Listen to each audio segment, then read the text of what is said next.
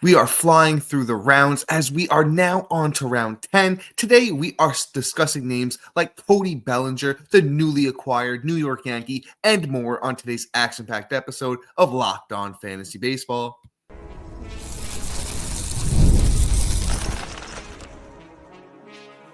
You are Locked On Fantasy Baseball, your daily fantasy baseball podcast. Part of the Locked On Podcast Network, your team every day. Hello, fantasy baseball fanatics, and welcome to the Locked On Fantasy Baseball podcast, brought to you by the Locked On Podcast Network, your team every day. As always, we're your number one source of fantasy baseball knowledge, and thank you for making us your first listen each and every day. I'm your host, Dominick Martino, riding solo today, as you can see if you're watching on YouTube. And if you are watching on YouTube, hit that little bell below. It will subscribe you to the channel and give you a notification every time we drop a new episode. Or if you're listening on a platform like Apple or Spotify that allows 5-star ratings and reviews, we would truly appreciate it if you could do that for us. And lastly, but most importantly, to Matt and I and you guys this time of year, join us on the Subtext platform. Through Subtext, it's an in-depth personalized experience through text messaging alerts right to your phone, offering so much more than we can in this 30-minute episode. And this time of year, through Subtext, we're going to be hitting you with our 2025 rankings, sleepers, breakouts, and busts. So if you are interested in joining us on Subtext, the link is in the bio wherever you're listening or watching, and it's available on any of our social media platforms. And the NFL playoffs are almost here, but it's not too late to get in on the regular season action with FanDuel, because right now new customers can finish the season strong with $250 in bonus bets if your first $5 bet wins. Visit FanDuel.com to get started today. And all right, folks, as I mentioned, round 10, I can't believe, guys, it feels like the fantasy baseball season is just getting closer and closer. And as I just mentioned, the NFL season is wrapping up. So for all of you guys that play fantasy football, right now, this time of year, fantasy baseball is going to become, one of the main focuses out there. So make sure you go through all of our way too early ADP review episodes because we've done a great job with those. We're literally covering every name. So it's good. It's a great series to watch. But we are on to round 10 today. So that's where we are going to start. And let's start with the 108th player who's coming off the board at, on average, pick 111, Mr. Cody Bellinger. Newly acquired by those New York Yankees. I love the lefty in the stadium. And let's just temper expectations a little bit. I think everyone's going to be super excited for Bellinger. I am, and especially as a Yankee fan. I don't think he's ever going to be MVP, Cody Bellinger, ever again. But I think he's somewhere between the player that we saw in 2023 and the player that we saw in 2024, right? So let's even do it like this. Let's average those two seasons out, and we'll do it like this. So if we average those seasons out, it's 130 games played for Bellinger over the last 2 years, 508 at-bats, 84 runs, 26 doubles, 22 homers, 88 RBIs, 15 steals with a 286 batting average. And I think that's spot on. Do I think Bellinger has like 25 to 28 home run upside in Yankee Stadium? I do. I think the counting stats can be very, very good. I think, honestly, someone's got to drive in all those runs or RBIs that Juan Soto did. Maybe not all of them, but at least those guys are going to be on base for guys like Bellinger to do it, So I think Bellinger could have 90, 100 RBIs, 80-plus runs is definitely on par. Like I said, the 25 to 28 home runs for Bellinger is reasonable, and he does steal those bases. I know last year he only had 9, but I still think, given the fact he's in the 77th percentile of sprint speed, if the Yankees just let him, do it and he wants to, there's no reason he couldn't get up to 15 to 20 again. And with the batting average, he could hit. And he honestly wouldn't be shocked if he hit anywhere between 270 to, up to 280, 285. He has the discipline to do it. I know Bellinger is a career 260 hitter, but he had a couple of really down years in 2020 and 2021, so I'm not really going to hold those against him. So there is a lot of upside here. I currently have Cody Bellinger ranked as my 24th outfielder overall. baseball. I think he's a super low-end outfielder number 2, but I think he definitely is a great outfielder number 3. And Bellinger's coming off the board as the 33rd outfielder right now. So I think there's money to be made with picking Cody Bellinger in that spot. I'm sure the ADP will rise on him for sure, but I still think Cody Bellinger's a great pick this year, especially as an outfielder number 3. Let's move on to this next player who I'm a little bit more uncertain about. It's Cody Bellinger's former teammate. It's Ian Happ. Ian Happ's just kind of found a way to be fantasy relevant. For the past, honestly, it feels like, 4 or 5 seasons at this point. And I mean, it's not a horrible pick. Ian Happ just isn't a guy that I'm always excited to grab in fantasy leagues, but he is efficient. He's good. He stays on the field. The last 4 seasons, he's played at least 148 games in all of those. In the last 3, 150 plus in each of those. Specifically last year, Ian Happ, 569 at-bats for those Cubs, 89 runs, 34 doubles, 2 triples, 25 homers, 86 RBIs, 13 steals, 80 walks to 168 strikeouts, and he hit 243. So if you can stomach the 240 batting average, he's really helping out everywhere else. So I honestly think Ian Happ is a guy that I could see just being passed over, especially, I feel like a lot of us play in our home leagues. Not everybody's out there playing in crazy NFBC industry leagues. This is a guy that if Ian Happ falls down draft boards and you can get him as, like a second utility or something like that, which, isn't always going to happen because right now, as I said, he is coming off the board as, like the 112th pick around. So, you still have to pay for him a little bit. But once again, if it's you waited on your third outfielder or you're looking for a utility, bench bat kind of guy, Ian Happ is not a bad direction to look in, honestly. I'm not even going to hate. I probably have him ranked a little bit too low. I have Ian Happ as my 42nd outfielder, so I'm not like horribly off from ADP. It is actually, what did I say? He's coming off the board as the I lost it there. The 32nd outfielder. So actually about 10 spots off, but give or take, you move it around here or there. I could probably get him up a couple of spots if need be necessary, because I do like the profile that Ian Happ brings to the table, especially the consistency he brings to the table. And you know what? I will add this. This isn't actually another thing that I they got Kyle Tucker over there. So, I'm still waiting on another big move from them, and a lot of the underlying stuff does look good for Ian Happ too. So, everything is lining up for, Ian Happ to have another solid season. And he is, 30 years old right now. So I do like him actually. And I mark my words, folks, I will move Ian Happ up my rankings a bit. But once again, that's why we do this kind of exercise, to talk through all these names together and, kind of just figure out where we're going to be going into our drafts. And, draft season is right around the corner. But let's talk about this next guy. We have another outfielder coming off the board here, and it's Randy Arozarena, who, is going over to his new team for his first full season there, and it's in Seattle. So it's exciting to see if that team is another, team that, hey, are they going to make any moves? They haven't really made any noise yet so far this offseason. It's a shame. I really love to see the Seattle team, get excited and put a squad around young Julio Rodriguez and, see if they can really do something. I don't want it to be a Mike Trout situation where, he plays for, the same team for a long time and never really gets anything done. But Randy is an interesting one for me. 2020 guy, pretty much guaranteed. He's done it the last 4 years in a row, but the batting average has just truly declined the last 4 years, literally every season. Honestly, every season of his career, even if we include 19 games in 2019 and the 23 games in 2020 for Randy Arozarena, his batting average has declined every year. And, when you see a trend like that, it's not something to take lightly. I think he will be better than the 219 hitter he was this past season.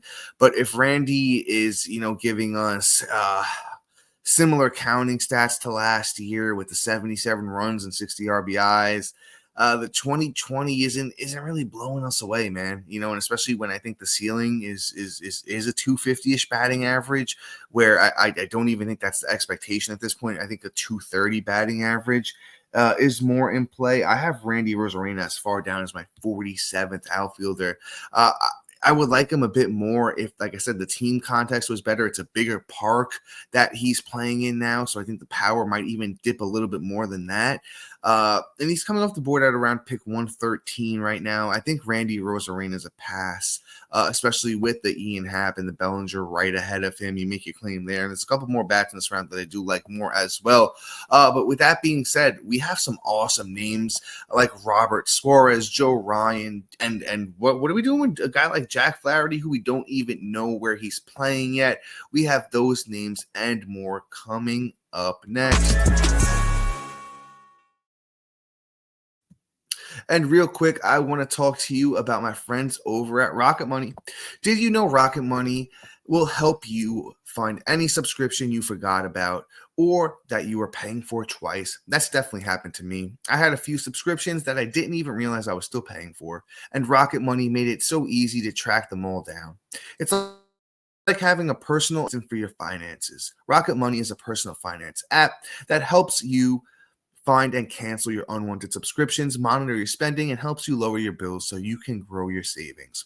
It brings everything together in one place, whether it's subscriptions, your spending habits, or even the goals you want to hit this year. Rocket Money has over 5 million users and has saved a total of $500 million in canceled subscriptions, saving members up to $740 a year when using all of the app's premium features.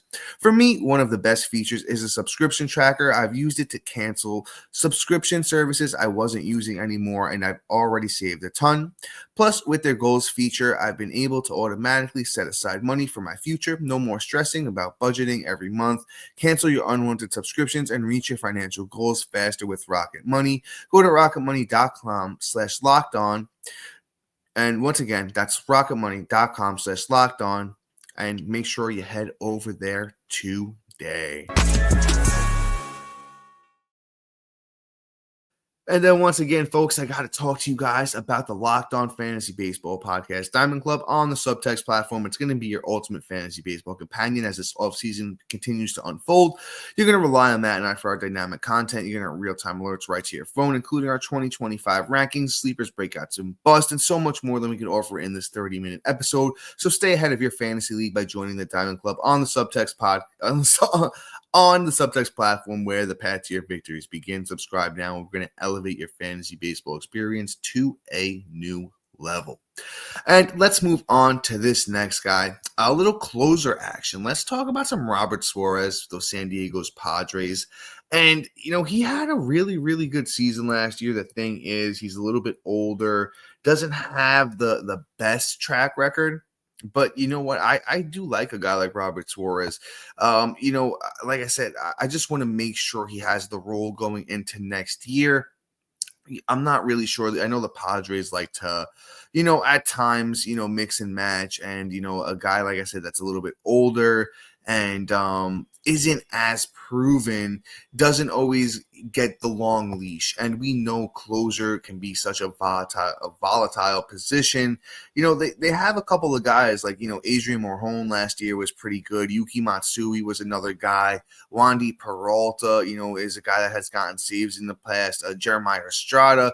There's just a lot of guys in that. And I could even keep going. They have a pretty solid bullpen there in San Diego. So I just don't know how long the leash is with Suarez. But let's talk about how good he was last year. It was 65 appearances, 36 saves over 65 games, 2.77 ERA for Suarez, 65 innings, pitched with 59 strikeouts, and he had a 104 whip. So I currently have Suarez in my way too early closer rankings, slotted in, honestly,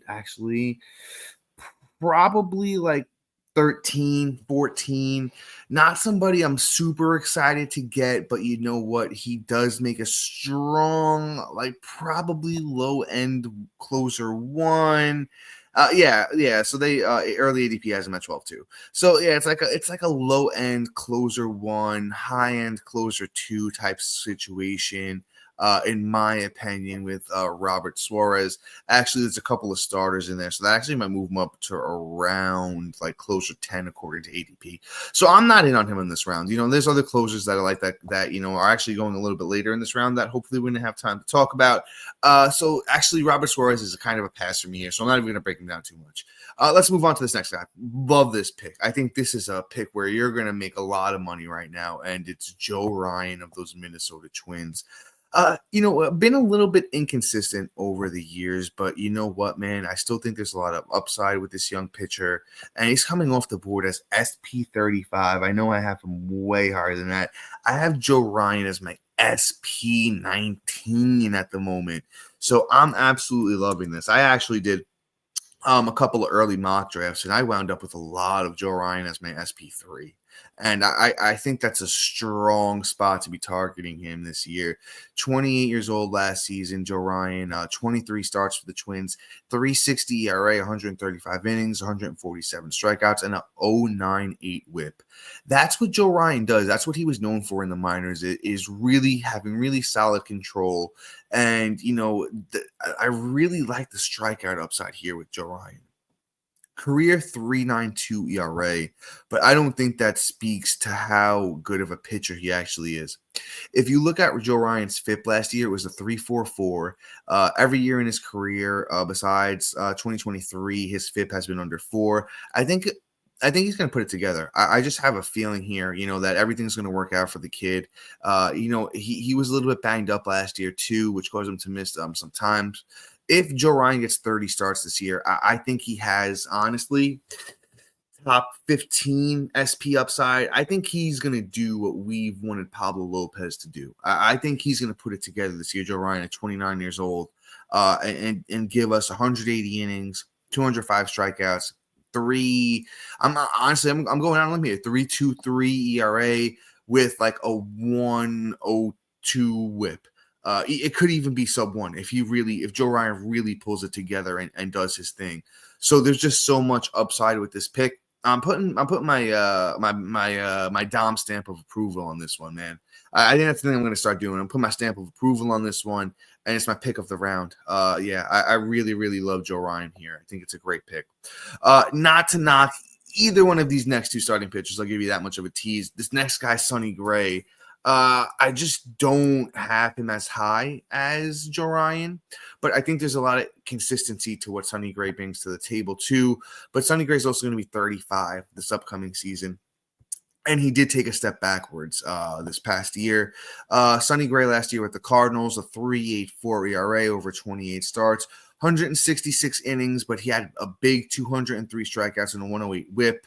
So once again, took a step back as far as the ERA went, but the strikeouts went up. The whip was a little bit better. You really like that. I currently have Sonny Gray slotted in, like I said, a little bit lower than a guy like Joe Ryan at SP30. Another really good SP3. I like this pick. This is a more of I think of a safety kind of pick than a guy like Joe Ryan, where you're kind of banking on some upside built in. I think Sonny Gray is going to give you a solid ERA. I think he's going to, be at least around that K per 9. I don't know if he's going to have the monster strikeout total like he did last year, and the whip's going to be good too. So Sonny Gray is the safe pick of this round as far as starting pitcher goes. Unlike this next guy, but let's do this next guy real quick. Let's talk Jack Flaherty, man. Honestly, it really is a landing spot thing. I think if Jack Flaherty somehow winds up back with the Tigers, and I think that's a strong possibility just because we haven't seen Detroit do anything. It's not like they normally spend a lot of money, so I'm not expecting, anything other than maybe just a Jack Flaherty signing. But you would love to see it because this past season, Flaherty really shined there in Detroit. He made 18 starts this past season with just Detroit, 2.95 ERA, 106 innings pitched. Once again, this is just with the Tigers, 133 strikeouts for Flaherty and 0.95 whip. When Flaherty went over to from Detroit to the Dodgers, he wasn't as successful, but he was still good.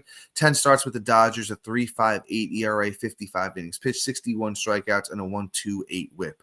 So the whip did go up, but you know what? He's pitching under, more high circumstances and, might have been tiring out a little bit because he hasn't pitched a lot of innings over the past, honestly, since 2019, hasn't really pitched too much.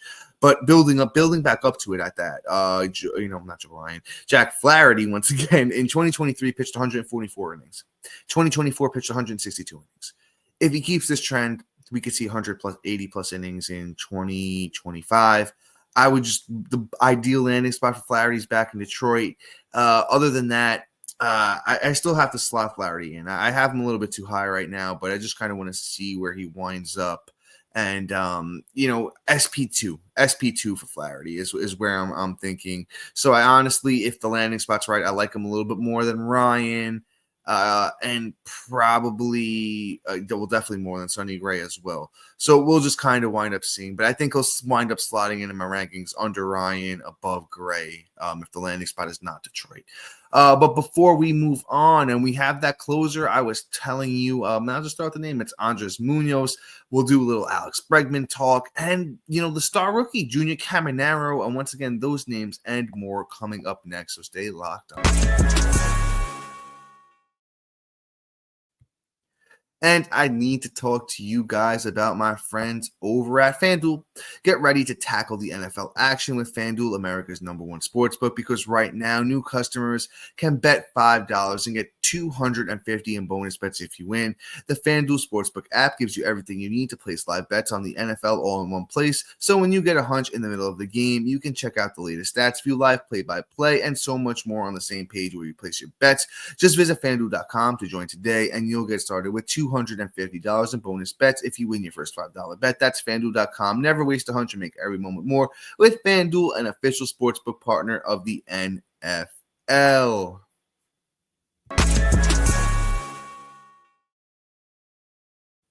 All right, folks, and let's get this home stretch on with here. Andres Munoz of the Seattle Mariners, and this is the one I really like. I like this pick here if you're going closer.